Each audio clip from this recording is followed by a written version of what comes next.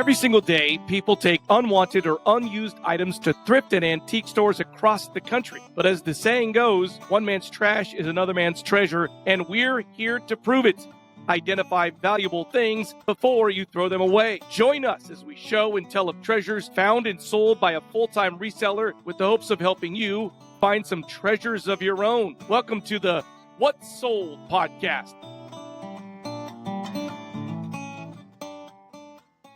I sold one thing, I'll tell you. Well, this is kind of a segue.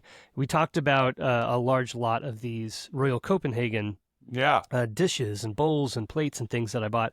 I paid $200 for them at an estate sale.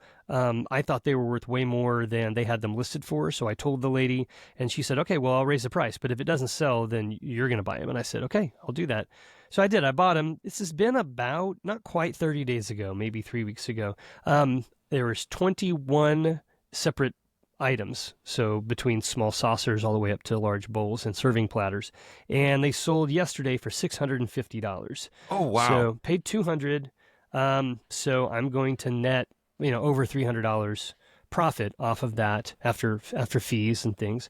So I was really happy about that sale. That's one of those where if I had waited, I probably could have sold it for another $100 or $200. But again, I'm about to leave. I'm trying to move stuff, not spend money. So that money in my hand today is worth more to me than another $100 6 months from now. And so that's why I made the change.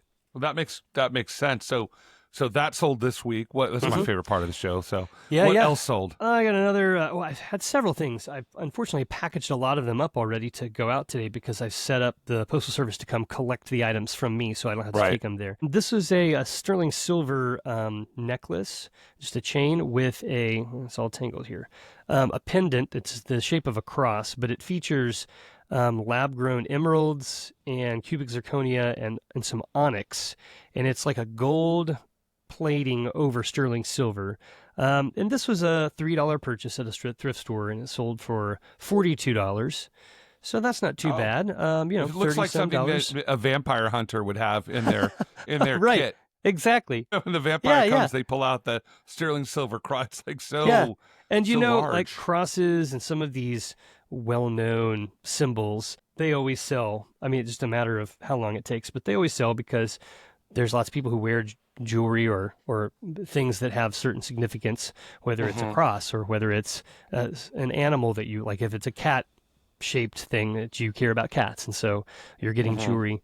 But that stuff always sells. I also mentioned on a previous episode how I was selling a bunch of parts and components from a G.I. Joe from the 80s, a G.I. Joe set. Aircraft carrier. We talked about it last week. The first item, and you can see this large kind of plastic component here.